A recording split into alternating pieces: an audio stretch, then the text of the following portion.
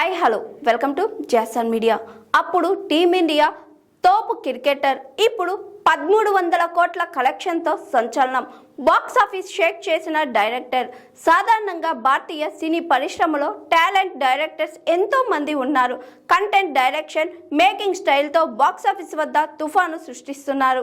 ఇప్పుడు మనం మాట్లాడుకుంటున్న ఓ డైరెక్టర్ సైతం థియేటర్లో వసూళ్ల సునామీ సృష్టిస్తున్నారు. అతడు మరెవరో కాదు, Bollywood director Adityadhar.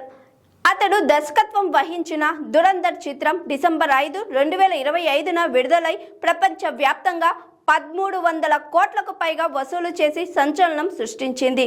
B town stars Ranveer Singh, Akshay Khanna, R Madhavan, Sanjay Dutt నటించిన ఈ స్పై యాక్షన్ చిత్రం ఒక్కసారిగా అందరి దృష్టిని ఆకర్షించింది.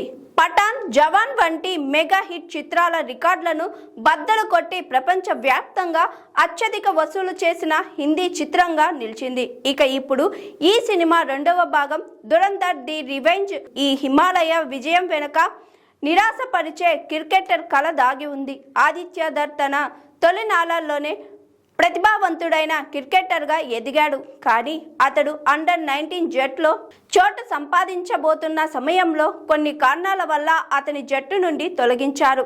ఈ నిరాశ అతని ఇంట్లో ఉన్నప్పుడు కార్టిస్ట్ సినిమా చూసేలా చేసింది. అతనిలో సినిమా పట్ల ఆసక్తిని రేకెత్తించింది. వెంటనే ముంబైకి వచ్చేలా చేసింది. ప్రముఖ దర్శకుడు ప్రియదర్శన్ దగ్గర 3 సంవత్సరాలు అసిస్టెంట్ డైరెక్టర్గా పనిచేశాడు. క్రికెట్లో సెంచరీలు చేసినప్పటికీ నేడు అతను 1300 కోట్ల వసూలు సాధించిన చిత్రానికి హీరోగా మారాడు. బాలీవుడ్ బ్యూటీ యామి గౌతమ్ను ప్రేమించి పెళ్లి చేసుకున్నాడు ఆదిత్యధర్. పెళ్లి తరువాత సినిమాలకు దూరంగా ఉంటుంది ఈ అమ్మడు.